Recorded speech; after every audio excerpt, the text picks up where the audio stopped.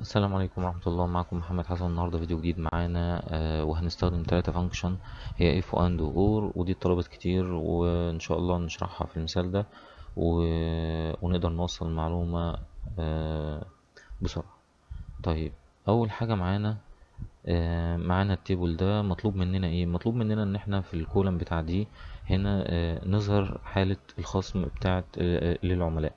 أول طلب هو طلبه مننا ان يمنح العميل مستحق للخصم فقط اذا كانت نوع العضويه في اي بي وكان اجمالي زي ما انتم شايفين كده. ايه هو بالبلد المكتوب؟ مطلوب ان انت عشان تطلع حاله الخصم للعملاء، اول شرط ان يكون هو في اي بي، تاني شرط ان يكون عمل مشتريات اكتر من 1000 جنيه. ودي هنستخدم فيها فانكشن اند. طيب تعالوا كده نشرحها بقى هنستخدمها ازاي. اول حاجه احنا هنسمي الكولم زي ما هو عايز هنا بحالة الخصم للعملاء.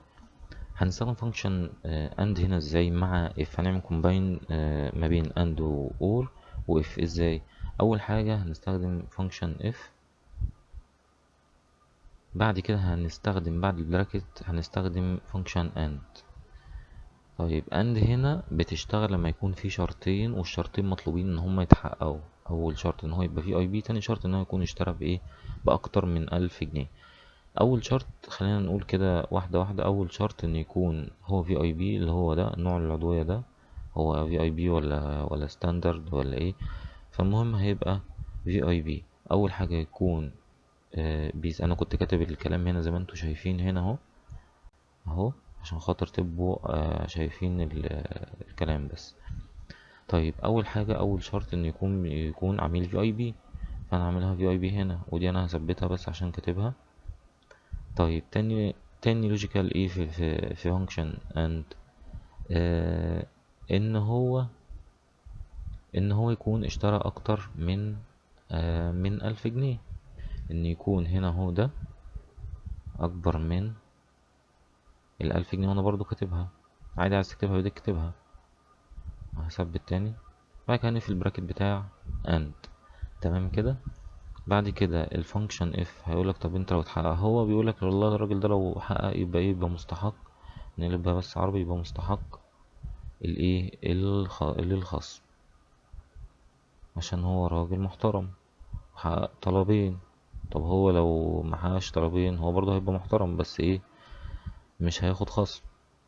تاني فانكشن هنقلب بس اللغة، هيبقى غير، ماشي، غير مستحق. ونقفل ونقلب ونقفل زي ما انتوا شايفين كده اهو. ماشي، دي الفانكشن اللي احنا استخدمناها وانتر. خلاص فعلا اول واحد. وهنعمل الاوتفول بتاعتنا بس هنشوف فعلا هو دلوقتي ده في اي بي، وفعلا اول شرط في اي بي، تاني شرط هو اشترى اكتر من 1000، فالراجل ده مستحق. تاني واحد لا ما اشتراش اكتر بس في اي بي، لا ما يستحقش. تاني واحد هو فعلا هو اشترى اكتر من 1000 لكن مش في اي بي. والتالت ولا ده ولا ده.